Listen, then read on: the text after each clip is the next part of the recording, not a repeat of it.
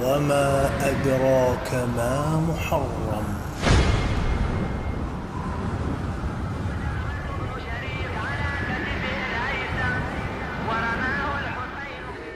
بسم اللہ الرحمن الرحیم. ان الحسین مصباح الہدی و سفینۃ النجات. رسول خدا صلی اللہ علیہ وآلہ وسلم نے ارشاد فرمایا کہ بے شک میرا حسین چراغ ہدایت ہے اور کشتی نجات ہے. محرم کا آغاز ہو چکا. یقیناً اس سال اس عنوان سے مجلسیں نہیں ہو رہی ہیں، لیکن کئی مرتبہ انسان بھیڑ میں کھو جاتا ہے اور اسے غور و فکر اور تدبر کا موقع نہیں مل پاتا. اور قرآن تو بار بار یہی کہہ رہا ہے، افلا یتدبرون القرآن ام علی قلوب اقفالها. کیا ان کے دلوں پر تالے پڑ گئے ہیں؟ جو جواب اس نے دیا. لیکن پہلے کہا یہ کیوں نہیں قرآن میں تدبر کرتے، کیا دلوں میں تالے ہیں. اور حر جب تک بھیڑ میں رہا وہ حسین کے بارے میں نہیں سوچ سکا، حسین کے مقصد کو نہیں سمجھ سکا. لیکن جب شب عاشور کی فرصت ملی ہے، لوگ اپنی تیاریوں میں لگے تھے اور حر نے اپنے آپ کو سب سے الگ کر کے سوچنا شروع کیا، محاسبہ شروع کیا، تو اس کی سمجھ میں آیا کہ حسین حق پر ہیں اور وہ غلط راستے پر ہے. یہ راستہ جہنم کی طرف جاتا ہے. تو ہاں، محرم کا پیغام حسین شناسی ہے. محرم کا پیغام حسین کے مقصد اور ہدف کو سمجھنا ہے. محرم کا پیغام حق کا ساتھ دینا ہے. محرم کا پیغام باطل سے دوری اختیار کرنا ہے. اگر ہم فرش عزا پہ آ رہے ہیں، بیٹھ رہے ہیں، لیکن اس کے باوجود لوگوں کے حقوق نہیں ادا کرتے، لوگوں کا احترام نہیں کرتے، غصب کرتے ہیں، جھوٹ بولتے ہیں، ظلم کرتے ہیں، ظلم کا ساتھ دیتے ہیں، مصلحتوں کا شکار ہیں، تو اس کا مطلب یہ ہے کہ حسین ہمارے عزاخانے تک تو آئے ہیں، لیکن ہمارے دل کے عزاخانے میں حسین کے لیے جگہ نہیں ہے. اس سال جب ہمارے گھر عزاخانے بنے ہیں تو اپنے دلوں کو عزاخانہ بنائیے. اور پھر امام نے تو فرمایا بھی ہے کہ قبورنا فی قلوب محبین، ہماری قبریں ہمارے چاہنے والوں کے دلوں میں ہیں. ایک بات اور، مال حرام سے عزاداری نہیں ہوتی، مال حرام سے مسجدیں نہیں بنتی، مال حرام سے حج نہیں ہوتا، مال حرام سے زیارت نہیں ہوتی، مال حرام سے کوئی نیک کام نہیں ہوتا. کیوں؟ اس لیے کہ یہ زہر ہے. کیوں؟ اس لیے کہ اس سے دین کو خطرہ ہے. کیوں؟ اس لیے کیونکہ اس سے ایمان کو خطرہ ہے. آپ نہیں جانتے، اس سال شاید کووڈ کی وجہ سے بلڈ ڈونیشنز کے اہتمام نہ ہو سکے، لیکن ہم برسہ برس سے یہ کرتے آئے ہیں، اور مقصد یہ ہوتا تھا کہ لوگوں تک یہ پیغام پہنچ جائے کہ حسین انسانیت کے نجات دہندہ کو کہتے ہیں. حسین جس نے انسان کو اور انسانیت کو اپنا خون دے کر بچایا ہے، اور آج تک حسین کے عزادار اور حسینی خون دے رہے ہیں انسانیت کو بچانے کے لیے. کیوں یہ کرتے ہیں؟ کیونکہ ہمارا اصل مقصد یہ ہے، بتا دینا چاہتے ہیں دنیا کو کہ قرآن مجید کہہ رہا ہے کہ جس نے ایک انسان کو بچایا تو اس نے گویا انسانیت کو بچایا، اور جس نے ایک انسان کو مارا تو اس نے گویا پوری انسانیت کو مارا ہے، پوری انسانیت کا قتل کیا ہے. تو یہ جو خون دے کر انسانیت کی حفاظت، خون دے کر دین کی حفاظت قدروں کی، ویلیوز کی، کیریکٹرز کی، مورال کی، اخلاقیات کی حفاظت. بقول جوش ملی آبادی وہ کہتے ہیں کہ یہ نہ ہوتے تو عجب دین کا تماشا ہوتا، یہ نہ ہوتے تو عجب دین کا تماشا ہوتا، کفر کے دوش پہ اسلام کا لاشا ہوتا. تو حسین کا پیغام انسانیت ہے، حسین کا پیغام ویلیوز کی حفاظت ہے. تو آپ دیکھتے ہیں کہ خون جب کوئی بلڈ ڈونیٹ کرنا چاہتا ہے تو پہلے اس کا بلڈ ٹیسٹ کیا جاتا ہے، ٹیسٹ کرتے ہیں. ڈائبٹیز ہے، خون نہیں دے سکتا. ہائی بلڈ پریشر یا لو بلڈ پریشر کا شکار ہے، خون نہیں دے سکتا. دوسری کرونک ڈیزیز ہیں، خون نہیں دے سکتا.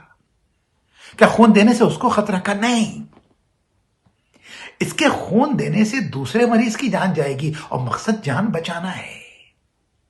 تو اسی طریقے سے اگر مال حرام کے ذریعے سے ہم حج کریں گے، عبادت خانے بنائیں گے اور نیک کام کریں گے، برباد ہے. اس سے دین کو خطرہ ہے، دین کو نقصان پہنچے گا. بلکہ دو عذاب ہوگا، ایک تو اس بات کا عذاب ہوگا مال حرام کما رہے تھے، دوسرا اس بات کا عذاب ہوگا کہ تم نے مال حرام کو دین کی راہ میں خرچ کر کے دین کے احکامات کا مذاق اڑایا، توہین کی ہے. یہیں پر ایک بات اور، ایام فاطمیہ گزرے، فدق پر تفصیلی گفتگو ہوئی. جناب سیدہ کا وہ خطبہ جو تاریخی خطبہ جس میں پورے دین کا نچوڑ جناب سیدہ نے پیش کیا ہے، اس خطبے میں جس میں آپ نے اپنا حق ثابت کیا ہے، جس میں گواہ امام حسن اور امام حسین بن کر گئے ہیں، جس میں قرآن مجید کی آیات کو سند بنایا گیا، اور فاطمہ کو جب حق نہیں ملا تو فاطمہ ناراض آئیں. اور آج تک ہمیں اس بات کا غم ہے، امت مسلمہ سے شکایت ہے کہ امت مسلمہ کے کچھ بڑے نام تھے جنہوں نے نبی کی بیٹی کا حق نہیں دیا. تو اگر کوئی، شاید اس محرم کا پیغام یہ نہیں ہوگا کہ اگر کوئی اپنی بیٹی کا حق نہ دیتا ہو، اگر کوئی اپنی بہن کا حق نہ دیتا ہو، اگر کوئی اپنے بھائی کا حق لے لیتا ہو، اگر کوئی اپنے ماں باپ کا خیال نہ کرتا ہو، عزیزوں محرم کیجئے، لیکن اس محرم کے ساتھ، اس عزاداری کے ساتھ شکوے ختم کیجئے، گلے ختم کیجئے، رکاوٹیں موانع ختم کیجئے، لوگوں کے حقوق ادا کیجئے. اس لیے کہ حسین کا قیام ہر طرح کے ظلم کے خلاف ہے. ہم سمجھتے ہیں کہ ظلم، جب کسی سے حکومت لے لی جائے تو وہ ظلم ہے. جس کا جو حق ہے اس سے لے لیا جائے وہ ظلم ہے، جس کا جو مقام ہے اس سے لے لیا جائے وہ ظلم ہے. کسی کو برا کہہ دیا جائے ظلم ہے، کسی کو گالی دے دی جائے ظلم ہے، کسی کو مار دیا جائے ظلم ہے، کسی کو ذلیل کر دیا جائے ظلم ہے، کسی کو رسوا کر دیا جائے ظلم ہے، کسی سے بدتمیزی کی جائے ظلم ہے، کسی کی غیبت کی جائے ظلم ہے. تو آئیے حسین کا حق ادا کرنے والا حسینی اب سب کے حق ادا کرنا شروع کر دے. ہم کربلا جاتے ہیں، کفن لاتے ہیں، اس کی بارگاہ سے کفن لاتے ہیں جسے کفن نہیں ملا. کربلا جاتے ہیں، وہاں سے تسبیح لاتے ہیں اور صدقہ لاتے ہیں خاکی شفا کی. یہ کائنات جن کے صدقے میں خلق کی گئی تھی، وہ حسین بھی جب کربلا گیا ہے تو بنی اسد سے زمین خریدی ہے.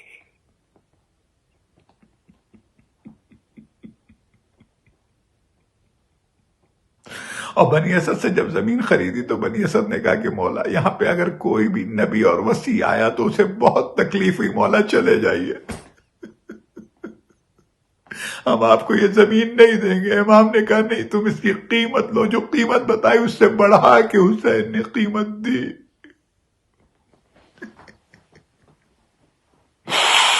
اس کے بعد کہتے ہیں کہ اب خدا کا ارادہ ہو چکا ہے کہ ہم یہی قتل کیے جائیں، یہی ہماری قبریں بنیں گی، یہی ہمارے ظاہر آئیں گے. تو حسین نے مقتل کی زمین بھی خریدی. یہ شمر کی زمین نہیں تھی، یہ یزید کی زمین نہیں تھی، حسین اس زمین کو 2 محرم کو خرید چکے تھے. اس کے بعد حسین نے یہ وصیت کی تھی، اے بنی اسد کے لوگوں، ہماری شہادت کے بعد ظالم ہمارے لاشوں کو اسی طرح سے مقتل میں چھوڑ دیں گے، سروں کو قلم کر کے نوکے نیزہ پر بلند کریں گے۔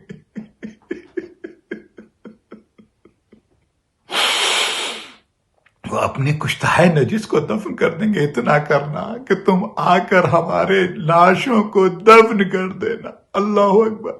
حسین نے مردوں کے بعد عورتوں کو بلائے، ہمارے عزا خانوں کا کی رونق، ہماری مجلسوں کا سبب، ہماری تحریک کا سبب ہماری مائیں اور بہنیں ہیں۔ اللہ اکبر۔ ایک مرتبہ بلایا اور بلانے کے بعد کہتے ہیں، اے بنی اسد کی عورتوں، اگر مرد سیاست زمانہ کا شکار ہو جائے تو غیرت دلانا کہ نبی کے نواسے کا لاشا بے گور و کفن پڑا ہوا ہے۔ اس کے بعد ایک مرتبہ حسین نے بچوں کو بلایا۔ اللہ اکبر۔ کربلا بچوں کی بھی ہے، مردوں کی بھی ہے، عورتوں کی بھی ہے، غلاموں کی بھی ہے۔ کہ بچوں کھیلتے کھیلتے آنا، ایک ایک مٹھی خاک ہمارے لاشوں پہ ڈال دینا۔ اور اس کے بعد آخری بات حسین کہتے ہیں، بنی اسد کے لوگوں، جب کوئی میرا زائر آئے تو اسے 3 دن مہمان کرنا تاکہ اسے پتا چلے ان کا آقا 3 دن کا بھوکا و پیاسا شہید کیا گیا۔ سيعلم الذين ظلموا أي منقلب ينقلبون ألا لعنة الله على القوم الظالمين رضا بقضائه وتسليما لأمره۔